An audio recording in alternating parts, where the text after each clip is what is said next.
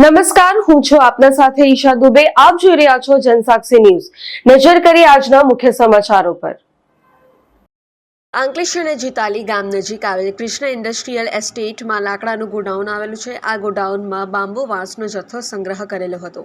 ગોડાઉનમાં સંગ્રહિત લાકડાના બાંબુના ઢગલામાં બપોરના સમયે આગ ભભૂકી ઉઠી હતી.